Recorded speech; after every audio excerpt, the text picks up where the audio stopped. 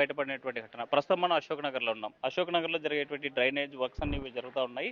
దీనికి పక్కనే ఈ పోల్స్ కూడా రీప్లేస్ చేస్తున్నటువంటి పరిస్థితి ఉంది. పెద్ద ఎత్తున కూడా దీనికి ఉన్నటువంటి బేసు దెబ్బతిని ఒక్కసారిగా కూలిపోయినటువంటి పరిస్థితి ఉన్నటువంటి నేపథ్యంలో రెప్పపాటున ప్రమాదం నుంచి బయటపడ్డాడు హై స్కూల్‌లో చదువుతున్నటువంటి ఒక విద్యార్థి. ఒక్కసారిగా కూలేటువంటి సమయంలో, ఓ స్తంభం కూలుతున్నటువంటి సమయంలో వెనక నుంచి ఒకరు కేక వేయడంతో తను వెనుదిరిగి అతి రెప్పపాటును దూకిపోయినటువంటి పరిస్థితి ఉంది. ఆ క్షణంలోనే ఒక్కసారిగా విద్యుత్తు సప్లై ఉన్నటువంటి నేపథ్యంలో ఇక్కడ ఉన్నటువంటి మనం ఈ నిప్పు రవ్వలు కూడా చూసాం. ఒకవేళ ప్రమాదవశాత్తు ఏదైతే విద్యుత్ తీగలు తగిలి ఉంటే కూడా ప్రమాదం ఊహించలేనిది కింద మరి ఎలాంటి ఎంత ప్రమాదం ఉండేదో మనం చూసేటువంటి సిచ్యువేషన్. మనం పక్కనే చూస్తూ ఉన్నాము. ఇక్కడే మనకి ఈ పోల్ ఏదైతే రిప్లేస్ చేశారో, రిప్లేస్ చేసినటువంటి పోల్ పక్కన తీసినటువంటి ఈ కడ్డీలు ప్రస్తుతం మనకు కనిపిస్తూ ఉన్నాయి. అతి బలహీనంగా ఉంది.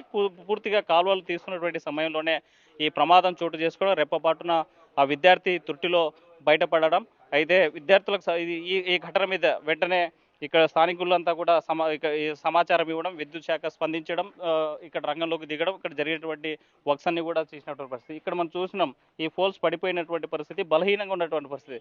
మనం ఇక్కడ కాలువ తీసేటువంటి సమయంలో పూర్తిగా మనం ఇక్కడ చూస్తూ ఉన్నాము. ఇది ఎంత ఇక్కడ ఉన్నట్టు కడ్డీలు ఏవైతే ఉన్నాయో ఇందులో విద్యుత్ స్తంభంలో ఉన్నటువంటి ఇనుప చువ్వలు